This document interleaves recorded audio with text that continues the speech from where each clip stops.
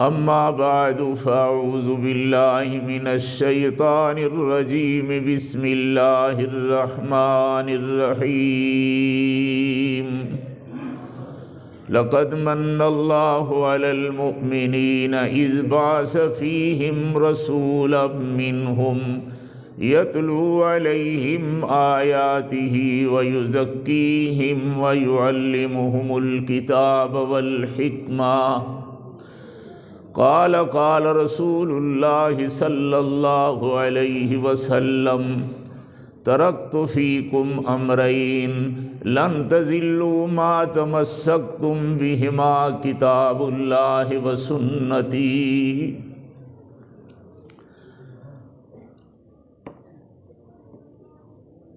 باب قول الله ونضع الموازين القسط ليوم القيامة الی آخرہ. عبارت ہو چکی ہے، سند کا اشارہ بھی ہو چکا ہے. بس چند باتیں عرض کرنا چاہوں گا، مختصر وقت ہے. اہل السنہ والجماعت کے نزدیک 4 چیزیں حجت ہیں: کتاب اللہ، سنت رسول اللہ، اجماع اور قیاس. اجماع اور قیاس یہ فرع ہیں کتاب اللہ اور سنت رسول اللہ صلی اللہ علیہ وسلم کی. اس لیے ہمارے مدارس میں 2 چیزوں کا خصوصی اہتمام کیا جاتا ہے: کتاب اللہ قرآن مجید کی تعلیم اور حدیث رسول اللہ صلی اللہ علیہ وسلم جناب نبی کریم صلی اللہ علیہ وسلم کے ارشادات مبارکہ.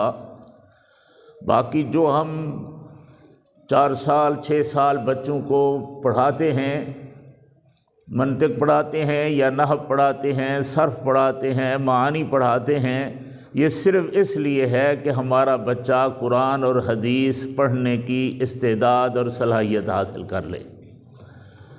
قرآن اور حدیث یعنی اللہ کا کلام بھی عربی میں ہے. آمنہ کے لال صلی اللہ علیہ وسلم کی زبان مبارک بھی عربی تھی، تو حضور کی حدیثیں بھی عربی میں ہیں. اس لیے عربی زبان پر مہارت تامہ حاصل کرائی جاتی ہے تاکہ قرآن اور حدیث کو سمجھنا نصیب ہو جائے. مقصد صرف کتاب اللہ اور سنت رسول اللہ کو حاصل کرنا ہوتا ہے. اس لیے ہم قرآن مجید بھی پڑھاتے ہیں اور اس کے ساتھ حدیث رسول اللہ صلی اللہ علیہ وسلم بھی پڑھائی جاتی ہے. پھر ذخیرہ احادیث بہت الحمدللہ کثیر ہے.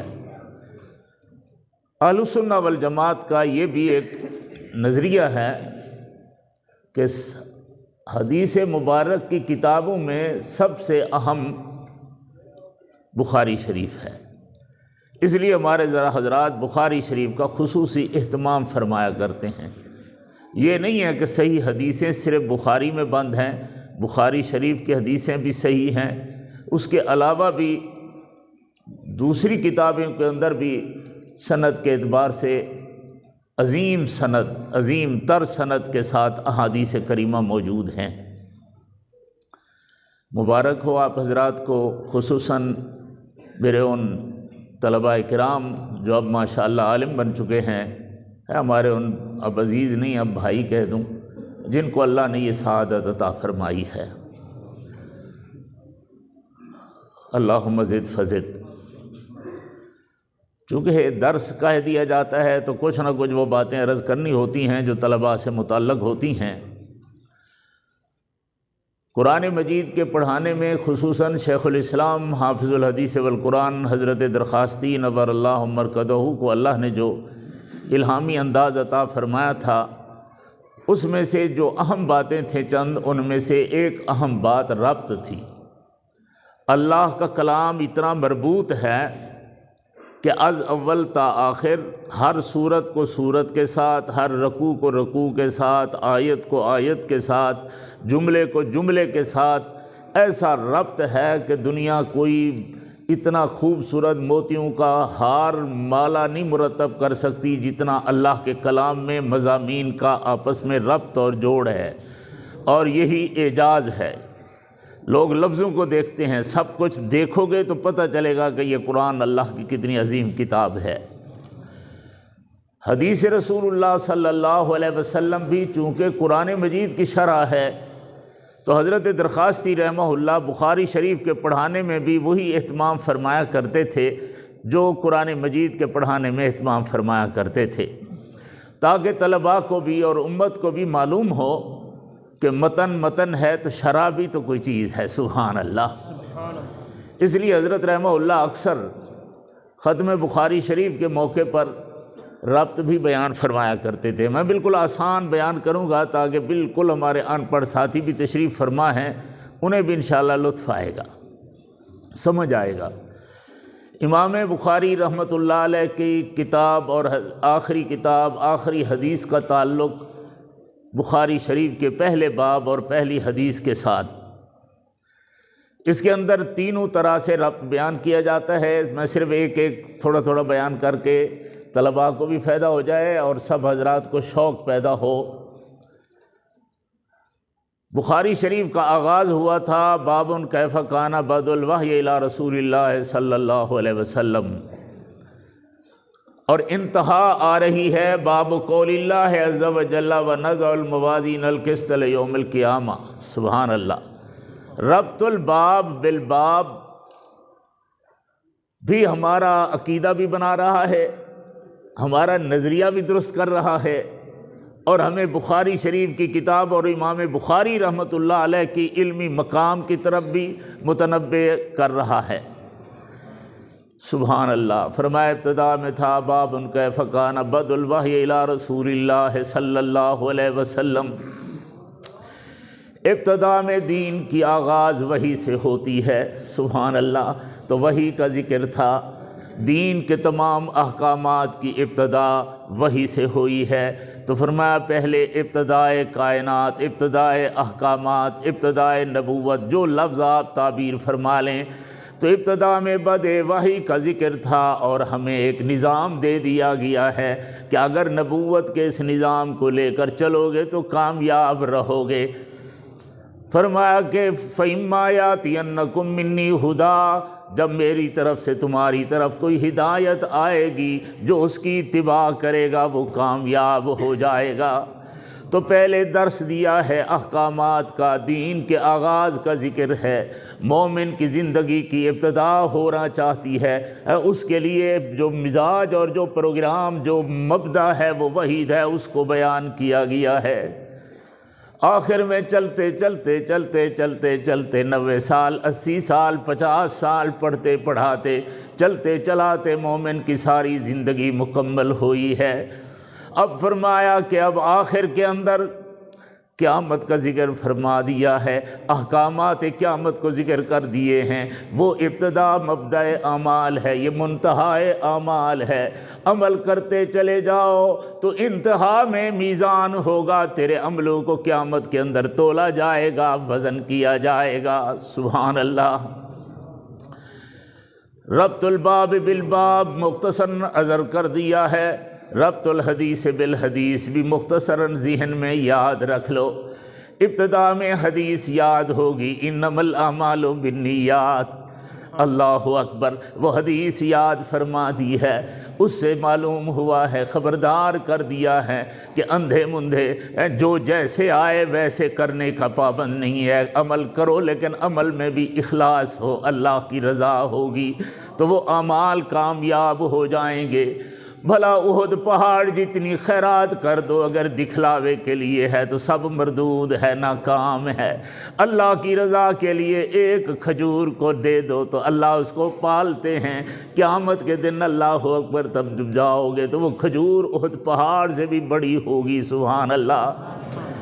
تو اعمال کی قبولیت کی شرائط کو بیان کیا گیا تھا، اللہ کے ہاں جس عمل کی محبوبیت ہے اس انداز کو بیان فرمایا، انما الاعمال بالنیات، اللہ اکبر۔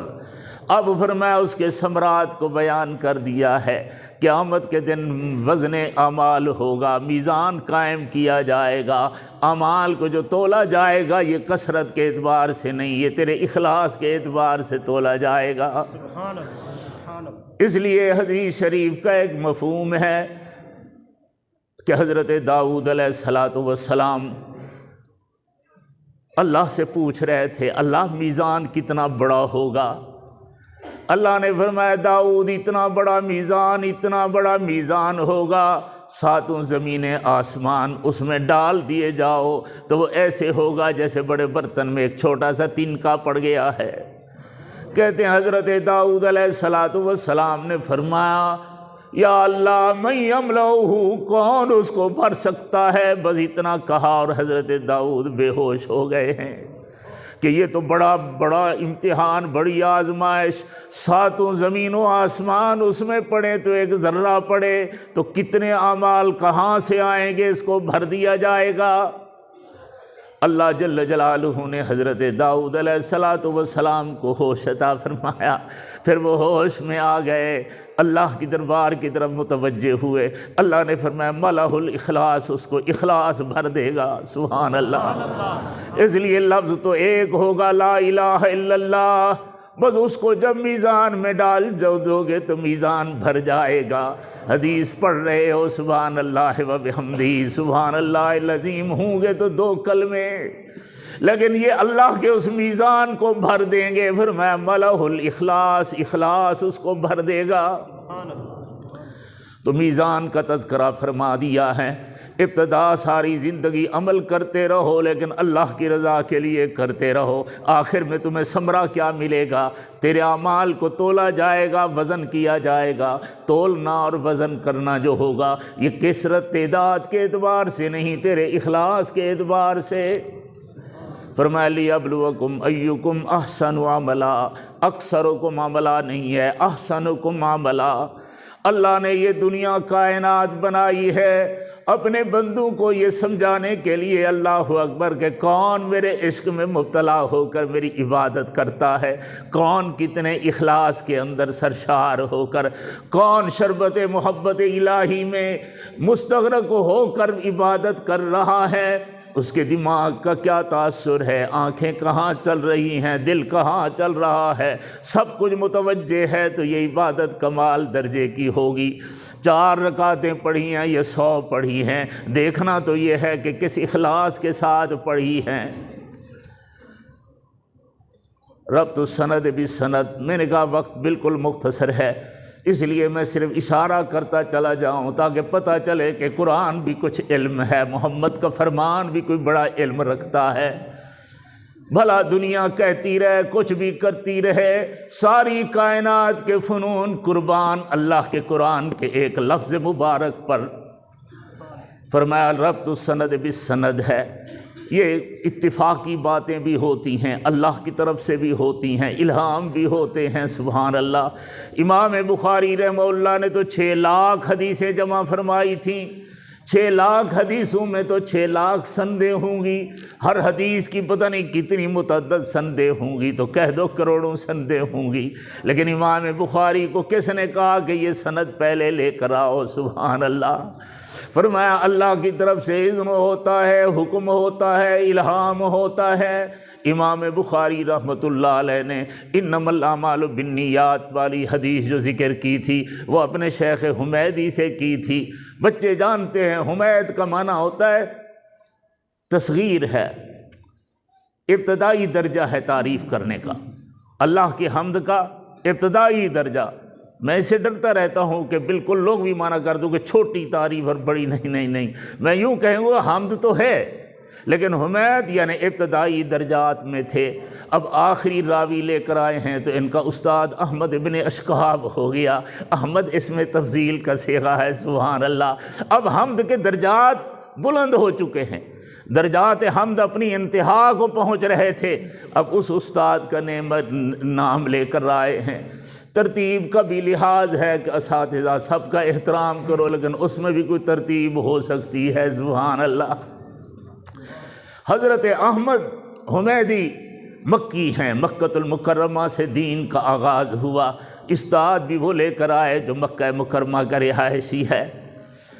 امام بخاری رحمۃ اللہ علیہ کا آخری سفر مصر میں ہوا تھا، تو آخری استاد احمد بن اشکاب یہ مصری ہے، سبحان اللہ، پہلا بھی استاد عربی ہے، آخری بھی عربی ہے، تو عربیت بھی ساتھ ہو گئی اور ان چیزوں کا لحاظ بھی کیا گیا ہے۔ امام بخاری رحمۃ اللہ علیہ کے اس باب کے لانے کی غرض کیا ہوتی ہے؟ طلباء میں، اساتذہ میں یہ بات بڑی اہم ہوتی ہے کہ اغراض بخاری کو معلوم کیا جائے۔ اللہ اکبر، بابوں کے عنوان ہوتے ہیں اور عنوانوں میں کوئی غرض ہوتی ہے، تو ہر آدمی کا اپنا اپنا، ہر محدث کا، شارح بخاریوں کا اپنا انداز ہے، لیکن میں تو نقال ہوں، ہمیشہ کہتا رہتا ہوں۔ ہمارے حضرت درخاستی رحمہ اللہ فرمایا کرتے تھے، پہلے لوگ صاحب حال ہوتے تھے، پھر صاحب کال تھے، بات تو سچی ہوتی تھی کہتے تھے، اب تو نقال ہیں، فرماتے تھے دعا کرو اللہ کرے ہماری نقل بھی صحیح اتر جائے تو پھر بھی کامیابی ہو جائے گی۔ حضرت درخاستی رحمہ اللہ فرمایا کرتے تھے اس میں کہ امام بخاری رحمۃ اللہ علیہ کی غرض اہل السنہ والجماعت کے مسلک کی تائید کرنا ہے۔ اب اس کے اندر کتنے مسائل آ گئے ہیں؟ تمام مسائل میں اہل السنہ والجماعت کی تائید ہوتی ہے۔ ابتدا تو یوں ہے کہ امام بخاری رحمۃ اللہ علیہ نے ترجمۃ الباب ذکر فرمایا ہے، پہلے قرآن مجید کی آیت پیش فرمائی، پھر حدیث مبارک پیش فرمائی ہے، اشارہ کیا ہے مبارک ہو اہل سنت والجماعت تمہیں، ہمارا یہی مسلک ہے، ہر مسئلے کے لیے پہلے قرآن مجید کی مہر چاہیے، پھر محمد کریم کی فرمان کی مہر چاہیے۔ تو اس لیے امام بخاری رحمۃ اللہ علیہ قرآن مجید کی آیت بھی لے کر آئے ہیں، پھر حدیث رسول اللہ صلی اللہ علیہ وسلم بھی لے کر آئے ہیں۔ جو مسئلہ قرآن مجید سے بھی ثابت ہو جائے، جو عقیدہ کتاب اللہ سے ثابت ہو، سنت رسول اللہ سے ثابت ہو، بس اس کے بعد کسی کو کاں کوں کرنے کی اجازت نہیں ہوتی۔ جو چاں چوں کرے اس کا ایمان ختم ہو جاتا رہتا ہے۔ کہتے ہیں جمہوری دور ہے، ہر ایک کو کہنے دو جو کہے۔ میں کہتا ہوں میرے بارے میں جو کہے سو کہے، میں تیرے بارے میں جو کہوں سو کہوں۔ اللہ جل جلالہ کے بارے میں، آمنہ کے لال کے بارے میں، اصحاب محمد آل محمد کے بارے میں، کتاب اللہ اور سنت رسول اللہ کے بارے میں کسی کو کچھ کہنے کی اجازت نہیں ہے، زبان نکال دی جائے گی جو ایسا کہے گا۔ کوئی آج پوچھنے شروع جائے حضرت شاہ صاحب بتاؤ ظہر کی 4 رکعتیں کیوں اور صبح کی 2 کیوں؟ جواب دے سکتے ہیں، دیا ہے لوگوں نے، لیکن یہ سوال ہی غلط ہے۔ پوچھو سے تو مسلمان ہے، کافر ہے، گدھا ہے، مسلمان ہے تو بس یؤمنون بالغیب، مالک کی مرضی جو کہہ دے، اس میں کیا فلسفے کی ضرورت ہے؟ یا تو نبی نے حکمت بیان کی ہو، ہمارے متکلمین حضرات نے یہ حکمتیں بیان کی ہیں صرف ان جاہلوں کو خاموش کرنے کے لیے، مخالفین اسلام کو۔ صحابہ میں نہ یہ سوال آیا ہے نہ اس کا جواب آیا ہے۔ بنتے مسلمان ہو اور پھر اللہ اور اس کے نبی کی بات پر اپنی مارتے ہو، تو ایمان چلا جاتا ہے جناب، ایمان چلا جاتا ہے۔ وقت بالکل مختصر ہے، باتیں پھر آنے شروع ہو جاتی ہیں۔ لا ترفعوا اصواتکم فوق صوت النبی، سبحان اللہ، اللہ کے نبی کی آواز پر اپنی آواز کو اونچا نہ کرو، ورنہ زندگی کے سارے اعمال کا اکاؤنٹ ختم ہو جائے گا۔ جیسے چوری کے نا کارڈ لے کر تیرا جاؤ تو اکاؤنٹ میں کچھ بھی نہیں ہے، پتہ نہیں کون لے گیا ہے۔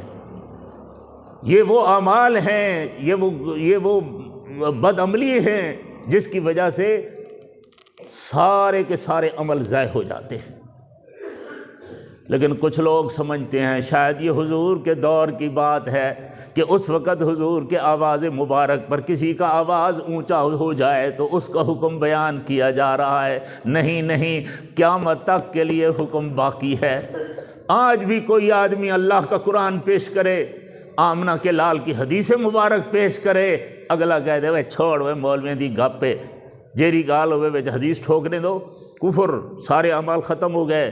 یہی ہے حضور کی آواز مبارک پر اپنی آواز کو اوپر لگا دینا۔ حدیث مبارک کے سامنے کوئی سکالر ہو جائے، کوئی کتنا بڑا آسمان سے اڑتا آئے، میرے مدنی کریم کی بات مبارک پر، ارشاد پر اپنی بات مارتا ہے، یہ کوئی فلسفہ نہیں ہے، یہ کوئی حکمت شکمت نہیں ہے، یہ کوئی تحقیق محقیق نہیں ہوتی رہتی۔ سارے فتنے یہاں سے پیدا ہوتے ہیں جب ہم نے اجازت دے دی ہے کہ میری بات پر اعتراض کرو تمہاری مرضی، نبی کی بات پر بھی جو کچھ کہو کہو تمہاری مرضی، لا حول ولا قوت الا باللہ۔ سارے فتنے اسی سے ہیں، اللہ تعالیٰ معاف فرمائے۔ جناب امام بخاری رحمۃ اللہ علیہ نے ان فتنوں کی جڑ کاٹ دی ہے کہ بس قرآن ہے اور حدیث ہے۔ حضور نے بھی یہی فرمایا تھا، ترکت فیکم امرین لن تضلوا ما تمسکتم بہما کتاب اللہ و سنتی۔ سبحان اللہ۔ ہم بابا ایمان بالغیب والے لوگ ہیں، ہم صدیقی ایمان ہیں، صدیقی بنو صدیقی۔ بس پوچھ لو کہ یہ کس نے کہا ہے، جب کہہ دیا نبی نے کہا ہے تو ہاتھ کھڑے۔ یہ نظریہ دیا ہے امام بخاری رحمۃ اللہ علیہ نے۔ آج کل تحقیق کا ایک مال خل آیا ہوا ہے، تحقیق شاقیق ختم، مر گئے محقق شوقے، کوئی نہیں ہے اب، کتابوں کے پورے نام نہیں آتے، قدوری کی عبارت نہیں آتی، وہ نانوتوی پر اور پتہ نہیں کہاں کہاں پانگیں پینگیں ڈالتے ہیں، غلط ہے۔ اس لیے ذہن میں رکھو اور اپنے عقائد کو صحیح کرنا چاہیے۔ باب قول اللہ تعالیٰ ونضع الموازین القسط لیوم القیامہ، اللہ فرماتے ہیں قیامت کے دن ہم میزان قائم کریں گے۔ اب اٹھتا ہے جی میزان، وہاں ترازو ہوگا، ترکڑی ہوگی، کیسی ہوگی، کیا ہوگا، کیوں ہوگا؟ محدثین حضرات نے سارے جواب ارشاد فرما دیے ہیں، سارے جوابات دیے ہیں، لیکن میں عرض کرتا رہتا ہوں کہ ہم باب درخواستی کی طرح بھی ہیں۔ بس اللہ نے فرما دیا آمنا صدقنا، وہ جانے اس کا کام، جو میزان ہوگا وہاں جائیں گے، دیکھ لیں گے کیا ہوگا کیا نہیں ہوگا، شروع کر دو کس چیز کا ہوگا۔ تو بنی اسرائیلیوں میں بھی بات ہے، بھی لکڑی کا بنا ہوگا، سونے کا ہوگا، چاندی کا ہوگا، کتنا بڑا ہوگا کتنا چھوٹا ہوگا، بھی تمہارا اس میں کیا؟ آمنا وصدقنا یؤمنون بالغیب، جو اللہ اور اس کے رسول نے فرما دیا حق ہے، سچ ہے، کائنات الٹی پلٹی ہو جائے، جو مدنی کریم نے فرمایا، اللہ نے فرمایا، وہ حق ہے۔ اللہ اکبر۔ اب میں یہ نہیں کہتا سائنس میں ایسا ہے، فلانا ایسا ہے، فلانا ایسا ہے، بھی ساری باتیں صحیح ہیں، اب ساری باتیں صحیح ہو رہی ہے۔ صحیح بات یہی ہے جو اللہ اور اس کے رسول نے فرمایا ہے، آمنا صدقنا۔ اتنے لوڑ مارنے کی بجائے، اتنا وقت ضائع کرنے کی بجائے کچھ اس میزان کے لیے عمل کر لو، اس دن کام آ جائے گا۔ وقت اپنے حرام نہ کرو۔ ہمارا عقیدہ ہے جو کچھ اللہ اور اس کے رسول نے فرمایا وہ حق ہے۔ تو اللہ نے فرما دیا نضع الموازین، یہ تو عربی جاننے والوں کو پتہ ہے کہ کیا عظمت آتی ہے اس کے اندر، ایسے بول نہیں ہے صرف وضع تو اضع نہیں فرمایا، نضع الموازین، اس کے اندر اللہ کی قدرت اور جلال موجود ہے کہ ہم، اللہ اکبر، اللہ جل جلالہ اب اپنے آپ کو جب جمع کے صیغے سے تعبیر فرماتے ہیں تو مقصد اللہ کی عظمت اور اللہ کا جلال ہوتا ہے، تاکہ اعتراض کرنے والے کے منہ میں بھی کوئی، دماغ میں بھی کوئی چیز بڑھے، پاگل تو اللہ کی ذات پر بھی کاں کوں کرنے شروع ہو گیا ہے۔ اللہ معاف فرمائے۔ نضع الموازین، بڑا میزان ہوگا جس کو موازین سے تعبیر کیا گیا ہے، یا فرمایا مختلف ہر اعمال کے لیے علیحدہ علیحدہ میزان بنا دیے جائیں گے، ان کو تولا جائے گا قیامت کے دن۔ ترجمۃ الباب ہے، یہ عنوان ہے باب کا، وَنَضَعُ الْمَوَازِينَ الْقِسْطَ لِيَوْمِ الْقِيَامَةِ وَأَنَّ أَعْمَالَ بَنِي آدَمَ وَقَوْلَهُمْ تُوزَنُ، فرمایا بنی آدم کے تمام اعمال اور ان کی باتیں، ایک ایک بات تولی جائے گی۔ یوں نہیں بڑھ مارو کہ ہوا میں اڑ گئی، نہیں، ہوا میں نہیں اڑی ہے، تمہاری ایک ایک بات اللہ کے یہاں محفوظ ہے۔ اللہ اکبر۔ یہی عقیدہ اور نظریہ رکھو کہ ہم اللہ کے سامنے ہیں، اللہ کی مخلوق ہے، تیری ہر ادا اللہ کے ہاں لکھی جا رہی ہے اور وہی ساری وزن کی جائے گی۔ سبحان اللہ۔ تم نے اللہ کے دین کے لیے کتنے نعرے لگائے تھے اور لوگوں کے لیے کتنے لگائے ہیں، یہ بھی لکھا جائے گا، یہ بھی لکھا جائے گا۔ اللہ تعالیٰ کرم فرمائے۔ بالکل وقت کو تو 3 منٹ رہ گئے ہیں، اس لیے میں جلدی سے دیکھ رہا ہوں۔ قال مجاہد، حضرت مجاہد فرماتے ہیں، اس لفظ کی تفسیر کے اندر امام بخاری رحمۃ اللہ علیہ کا انداز ہوتا ہے، جب قرآن مجید کی آیت میں کوئی لفظ مبارک آ جاتا ہے تو اس کی لوگ بھی تشریح کر دیتے ہیں۔ قرآن مجید میں آیا تھا وَنَضَعُ الْمَوَازِينَ الْقِسْطَ لِيَوْمِ الْقِيَامَةِ، تو قسط سے ایک لفظ قسطاس آتا ہے، اس کا معنی عدل آتا ہے۔ یہ رومی زبان کا لفظ ہے، عربی میں استعمال ہو چکا ہے۔ اور کچھ حضرات نے مزید تشریح کی ہے، فرماتے ہیں قسط یہ مصدر ہے مقسط کا، اس کا معنی عادل ہوتا ہے، اور قاسط ہے بمعنی جائر کے ہوتا ہے، ظالم کے ہوتا ہے۔ یہ دونوں الفاظ ازداد میں سے ہیں، ایک ہی لفظ دونوں معنی دیتا ہے، جیسے بیع اور اشتراء آپ قدوری میں پڑھ چکے تھے ہر جگہ پر، یہ دونوں معنی دیتا رہتا ہے۔ وبالسند المتصل منا الی الشیخ امام البخاری قال حدثنا احمد بن اشکاب قال حدثنا محمد بن فضیل عن عمارہ بن القعقاع عن نبی زرعۃ عن نبی ہریرہ رضی اللہ تعالی عنہ قال، میں قسم اٹھا کر کہوں تو انشاءاللہ حانس نہیں ہوں گا، آنے والی حدیث یقیناً میرے محمد کریم نے فرمائی ہے۔ سمجھ آ رہا ہے؟ ہاں جناب، یہ جو باتیں کر کے نا ہمیں حدیث کے لفظ سے دور کیا جاتا ہے اور کسی کو ضعیف بناتے ہیں، کسی کو کچھ کیا جاتا ہے، یہ ایک علمی بحثیں ہیں، باریکیاں ہیں۔ ضعیف حدیث ہوتی ہے، حدیث ضعیف بھی حدیث ہوتی ہے۔ نماز پڑھو، تھوڑی سی غلطی ہو گئی لیکن اس میں فرض نہیں چھوٹا، تھوڑی سی ترتیب بدل گئی، سجدہ صاحب لازم آ جاتا ہے، سجدہ صاحب کر لو، نماز ٹھیک ہو گئی۔ اب یہ نہیں کہ وہ نماز نہیں، نماز ہے۔ ضعیف کا تو اتنا صرف علمی مسئلہ ہوتا ہے کہ کوئی راوی عظیم محدث تھا، بڑھاپے میں بینائی کم ہو گئی یا بڑھاپے میں خلط ہو گیا، تو یہ تو حدیث ہے نا جناب، اس لیے اتنا صاف کیا گیا ہے، تو اس پر گویا کہ نوٹس لگا دیا جاتا ہے، نشان لگ گیا۔ اب ہم نے دیکھا کہ یہ حدیث کسی اور محدث نے بھی بیان کی ہے، ہاں کی ہے، نشان اڑ گیا، سجدہ صاحب ہو گیا، ختم، وہ بھی صحیح ہو گئی۔ آ رہی ہے بات سمجھ؟ تو یہ چھوٹی چھوٹی باتیں ہوتی ہیں، ان کو لایا جاتا ہے، ان تمام چیزوں کے ہوتے ہوئے پھر بھی وہ حدیث ہے، پھر بھی وہ حدیث رسول اللہ ہے۔ الفاظ مبارک میں ایمان کی بجائے اسلام، اسلام کی بجائے لفظ ایمان آ گیا، راوی نے تھوڑا سا لفظ بول دیا ہے، مفہوم میں کوئی غلطی نہیں ہوتی رہتی۔ آئیے بات سمجھ، لیکن چونکہ یہ قرآن کی شرح ہے، قیامت تک رہنے والے نبی کی نبوت کے کلام مبارک ہیں، یہ ہمارا یہ وہ مٹیریل ہے، یہ وہ ہمارا مواد ہے جو قیامت تک دین کو زندہ رکھے گا، اتنا اس کے اندر مواد ہے، اس لیے احتیاط کی گئی ہے۔ اس کا معنی یہ نہیں کہ جو کہہ دو یہ حدیث ضعیف ہے تو وہ حدیث نہیں ہوتی رہتی ہے۔ کبھی کبھی جاہل لوگ کہہ دیتے ہیں اس کو ردی کی ٹوکری میں پھینکو، پاگل ہیں وہ پاگل ہیں، توبہ کریں، اللہ معاف کرے۔ تو میں یہ عرض کر رہا تھا کہ حدیث حدیث ہوتی ہے، سبحان اللہ۔ آپ دیکھیے امام بخاری کو کہو نا، یہ کیوں خواہ ذکر کیا حدثنا احمد بن اشکاب اور کہہ دیتے نا قال رسول اللہ صلی اللہ علیہ وسلم، شاگرد بھی نہ پڑھتے اس کے پاس۔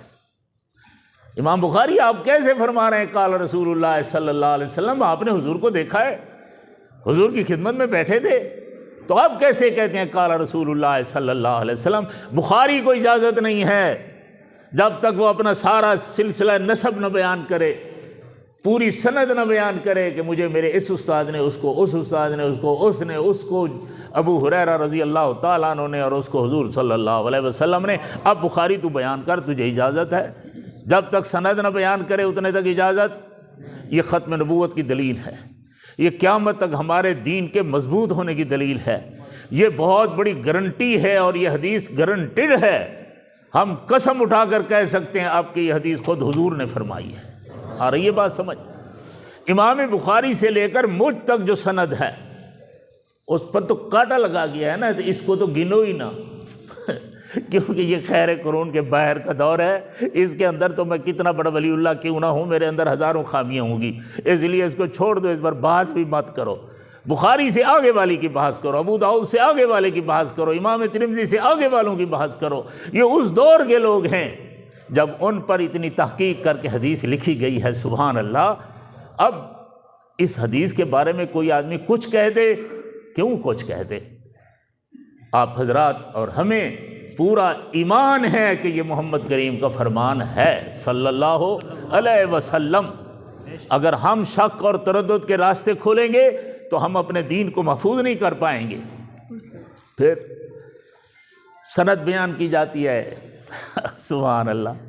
اور اس جوہر اور ان موتیوں کو جب جوڑا جاتا ہے تو چلو یہاں تک آ کر ہم چھلانگ لگا دیں، ان ابی ذرہ تک قال قال رسول اللہ صلی اللہ علیہ وسلم، پھر پکڑ لیں گے ہمارا گریبان۔ آ رہی ہے بات سمجھ؟ جناب جب تک صحابی نہیں دکھاؤ گے حضور کی حدیث نہیں مانتے ہم دعوے سمجھ کو جناب۔ اس لیے کہ دین تو آمنہ کے لال اصحاب محمد کو دے کر گئے ہیں، صحابہ کو اگر کراس کر دیا جائے تو کوئی بات حضور کی ہمارے پاس نہیں پہنچتی۔ ناراض نہ ہونا، ایک لفظ اور بھی کہہ دوں، نہ خدا کی بات ہمارے تک پہنچتی ہے، نہ نبی کی بات پہنچتی ہے اگر صحابہ کو نکال دیا جائے تو۔ حضور کی بات سوائے نبی کے، اللہ کی بات سوائے نبی کے کسی کے پاس نہیں، اور نبی کی بات سوائے صحابہ کے کسی کے پاس نہیں۔ اب پوری دنیا میں چلے گی بات تو اصحاب محمد کو بھی محفوظ مانو گے، نبی کو بھی معصوم مانو گے، تب دین آئے گا۔ جو قومیں، جو لوگ، جو لیڈر، جو مفکرین اسلام بنے ہوئے لوگ نبیوں کو معصوم نہیں مانتے یا صحابہ کو محفوظ نہیں مانتے، ان کو کہو جاؤ پھر کوئی اور دین تلاش کرو، اس دین میں تمہاری کوئی جگہ نہیں ہے، بالکل ہمت کر کے۔ اب دیکھیے بات آ گئی ہے نبی ہریرہ رضی اللہ تعالیٰ عنہ۔ ابو ہریرہ آئے گا تو ہمیں روایت ملے گی نا، حضور سے تو اس نے سنا ہے۔ عشق کے دعوے کرتے ہو تو عشق بھی اصحاب محمد سے سیکھو، یہ عشق ہے۔ حضرت ابو ہریرہ کا نام ابو ہریرہ نہیں ہے، چلو نہیں ہے لیکن پتہ تو ہونا کہ ابو ہریرہ کا نام کیا ہے۔ یہ فنا فی الرسول ہے، اللہ اکبر۔ آپ نے پڑھا ہے سیدنا ابو ہریرہ رضی اللہ تعالیٰ عنہ تشریف لائے، یہاں بغل میں کچھ تھا کملی میں، حضور نے فرمایا معاذ ابو ہریرہ، یہ کیا ہے؟ اس نے کہا یا رسول اللہ بلی کا بچہ ہے۔ فرمایا یا ابو ہریرہ، بس ابو ہریرہ نے کہا کائنات قربان، جو میرے محبوب کے زبان مبارک سے لفظ نکل گیا، آج کے بعد میں ہوں ابو ہریرہ۔ دور فاروقی میں حضرت ابو ہریرہ رضی اللہ تعالیٰ عنہ کو ایک مسئلے میں بطور گواہ پیش کیا گیا، جرح ہوئی کہ یہ اپنا نام لکھے، والد کا نام لکھے۔ اس نے کہا نہیں میں یہی لکھوں گا، شہادت قبول ہو یا نہ ہو۔ معاملہ قاضی القضات تک پہنچا ہے۔ ابو ہریرہ یہ ایک لا ہوتا ہے، یہ قانون ہوتا ہے، آپ اس کی پاس خاطری کریں۔ انہوں نے کہا اس میں کیا فرق پڑتا ہے، ایک نام میرے بابے نے رکھا تھا، ایک آمنہ کے لال نے رکھا ہے، میں بس اب یہی نام ہے میرا، لکھ دو رجسٹر میں میرا نام آج کے بعد یہی ہے۔ سارے مورخین کہتے ہیں 35 اقوال ہیں تو 30 اقوال ہیں، مطلب یہ ہے کہ کسی پر یقین نہیں ہے، یقین اب یہی ہے کہ اس کا نام بھی ابو ہریرہ تھا۔ یہ عشق رسول ہوتا ہے، یہ فنا فی الرسول ہوتا ہے۔ تو ہمیں بھی محبت رسول میں سرشار ہونا چاہیے۔ گستاخی رسول تباہ کر دیتی ہے، حضور کی توہین کرنے میں توحید نہیں ہوتی، ذہن میں رکھو، توحید وہی ہوگی جو مدنی کریم کی غلامی اور محبت سے ملے گی۔ یہ غلط ملت توحید سے بھی اٹے جی، خام خواہ لوگ اپنے آپ کو توحیدی بولتے ہیں، توحیدی نہیں ہوتے ہیں، وہ نبی کی گستاخی کر کے ہمیں اس جھانکے میں ڈالتے ہیں۔ تو اس لیے میں تو کہوں گا نبی ہریرہ رضی اللہ، کیا کہو گے بھائی؟ کیا کہیں گے؟ ہماری جرت نہیں ہم کہہ سکیں، لیکن کیا کریں، ہم بھی مجبور ہیں، اس کے بغیر ہم آگے حدیث پڑھ ہی نہیں سکتے، اسی نام مبارک سے لیں گے، عن نبی ہریرہ رضی اللہ تعالی عنہ۔ بس حدیث شریف کے الفاظ مبارک پڑھ لو۔ حضرت رحمہ اللہ فرماتے تھے سب پڑھ لو تاکہ سارے کے سارے حدیث کے طالب بن جاؤ۔ سبحان اللہ، یہ سعادت سب کو مل جائے۔ سارے پڑھو، عن نبی ہریرہ رضی اللہ عنہ قال قال النبی صلی اللہ علیہ وسلم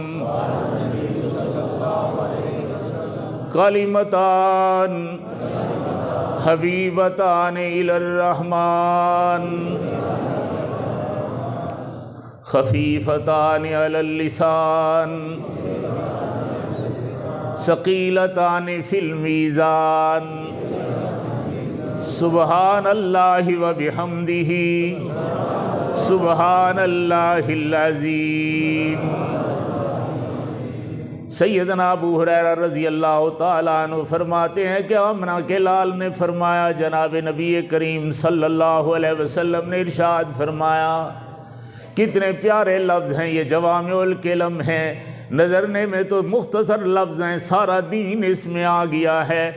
محبت رسول بھی فنا فی الرسول کے درجے میں آ چکی ہے، محبت الہی بھی فنا فی اللہ کے درجے میں آ گئی ہے۔ اللہ جل جلالہ کے تمام صفات جمالیہ بھی آ گئے، تمام صفات جلالیہ بھی آ گئے ہیں۔ اللہ کی شان بیان کر دی، سبحان۔ ساری کائنات کے فلاسفر جمع ہو جائیں، جب ان کا عقل اور دماغ اور اعصاب سارے رک جاتے ہیں، وہاں سے اللہ کی قدرت آگے شروع ہوتی ہے، اس کو سبحان کہتے ہیں۔ کائنات جہاں پاگل ہو جائے پھر اللہ کا نظام چلتا ہے تو یہ سبحان ہے۔ یونس علیہ السلام مچھلی کے اندر اللہ نے اتنی تیزابیت رکھی ہے کہ آدھے گھنٹے کے بعد اس میں کوئی چیز نہیں رہتی ہے، پانی ہو جاتی ہے، تحلیل ہو جاتی ہے۔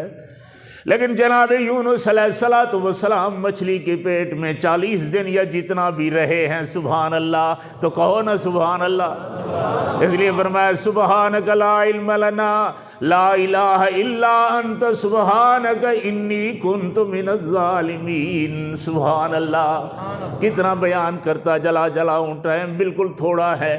ہمارے حضرات ٹائم کا بڑا احتیاط کرتے ہیں، میں بھی چاہتا ہوں کہ بس یہاں مکمل کر دوں۔ تو اللہ جل جلالہ نے یہ کلمات عطا کیے آمنہ کے لال کو، اتنی تاثیر رکھی ہے، اتنی تاثیر رکھی ہے۔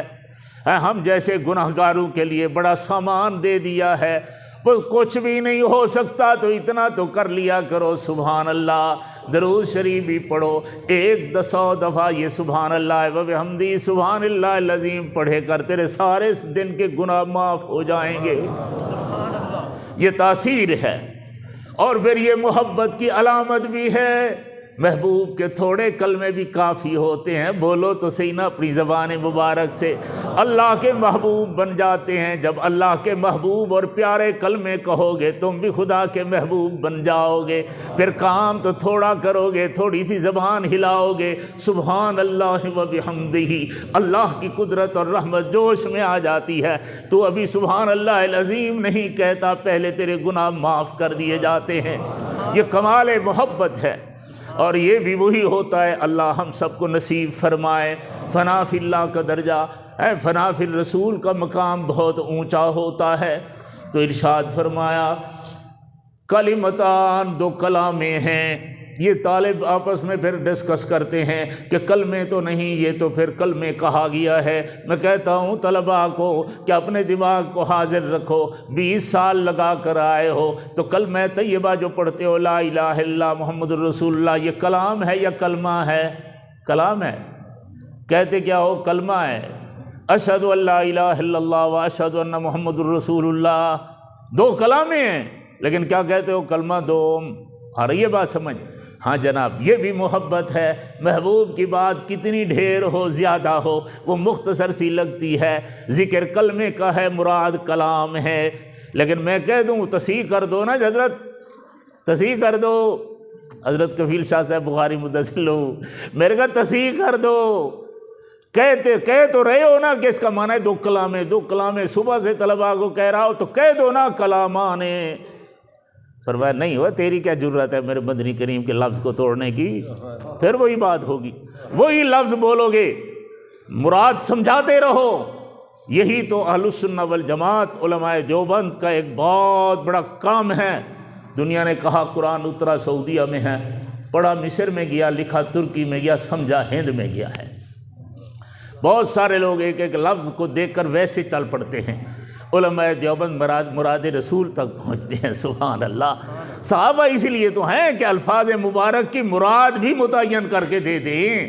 تو مراد اسی کلامان ہے، لیکن ہماری جرت نہیں ہے کہ ہم مدنی کریم کے الفاظ مبارک کو اپنی طرف سے تصحیح کریں یا توڑ پھوڑ کریں، سوال ہی پیدا نہیں ہوتا۔ اسی میں نکتے ہیں، اسی میں لطافتیں ہیں، اسی میں علم کے دریا بہتے ہیں۔ کہو کلمتان حبیبتان الی الرحمن، اللہ کو بڑی پیاری ہیں، اللہ کو بڑی پیاری ہیں۔ کلمتان حبیبتان الی اللہ فرما دیں، الجبار قہار فرما دیں۔ فرمایا نہیں تو محمد کریم رحمت للعالمین کی کلام ہے۔ اس وقت اللہ کے نبی کا بھی دریائے رحمت مٹھاس میں، رحمت میں، محبت میں چل رہا ہے، اس لیے صفت رحمان مناسب تھی۔ اس لیے فرمایا کلمتان حبیبتان الی الرحمن، حبیبتان بھی محبت کا ہے مادہ، الرحمن اللہ اکبر، کروڑ ماؤں کی محبتیں جمع کرو، اللہ کی محبت کا مقابلہ نہیں ہو سکتا۔ کلمتان حبیبتان الی الرحمن، اتنی بڑی چیز ہے تو پتہ نہیں کوٹھا بھرا ہوا ہوگا، کمرے بھرے کا بڑا لفظ ہوگا۔ فرمایا نہیں خفیفتان علی اللسان، زبان پر اتنا ہلکا ہے، دودھ پیتے بچے کو بھی یاد کرواؤ تو یاد ہو جائے گا، اتنا آسان ہے۔ پٹھان ہو، سریکی ہو، بلوچی ہو، پنجابی ہو، فرانسیسی ہو، انگلشی ہو، جس کو پڑھاؤ۔ میں اس سے لیا ہے، شاید میری معلومات میں غلطی ہو سکتی ہے، لیکن میں نے بھی بہت کوشش کی ہے کہ اس کلمے کو پڑھنے والا کوئی لکنت والا شاید نہ پڑھ سکے، یا کبھی مہاجر یا کوئی ایسی زبانیں ہوتی ہے جس میں کوئی لفظ نہیں آ سکتا، لیکن یہ لفظ دنیا کے ہر زبان پر اور ہر لکنت والے پر، ہر ایک پر اللہ نے آسان فرما دیا ہے، کبھی اس پر لکنت نہیں آئی۔ فرمایا خفیفتان علی اللسان، اگر اتنی بالترا ہلکا پھلکا ہے تو پھر تو عمل وزن بھی تو اتنا ہوگا، ثواب بھی اتنا ہوگا۔ فرمایا نہیں، تعلق رکھتے ہو میرے محمد کریم کے ساتھ، اور پھر مایوسی کیسی ہوتی ہے، اللہ کی رحمت کے دریا بہہ چکے ہیں۔ فرمایا ثقیلتان فی المیزان، اللہ اکبر۔ وہ کون سے لفظ ہیں؟ سب کو شوق ہونے لگا، محبت پیدا ہو گئی، دل میں تڑپ ہو رہی ہے، جلدی بتاؤ مولانا صاحب وہ کیا لفظ ہے؟ تو فرمایا وہ دو کلمے ہیں، سبحان اللہ و بحمدہ، سبحان اللہ العظیم۔ پاک ہے ربا تو ساری کائنات میں، سارے اول آخر تو پاک اور سبحان ہے۔ تیرے لفظ سبحان کے معنی کو بھی ہم پورا بیان نہیں کر سکتے، تیری حمد و ثنا تو کر سکتے ہیں، وبحمدہ سبحان اللہ العظیم۔ اللہ تیری عظمت کو کون پہنچ سکتا ہے، کہاں تک ہم مطالعہ کر سکتے ہیں؟ پھر کہو بس سبحان اللہ العظیم۔ ہم تو ان الفاظ کے مکلف ہیں، پڑھتے رہو، اللہ کی محبت پیدا ہوگی، اللہ کے رسول کی محبت پیدا ہوگی، دین پر چلنے کی توفیق ہوگی۔ اللہ تعالی ہمیں عمل کرنے کی توفیق عطا فرمائے۔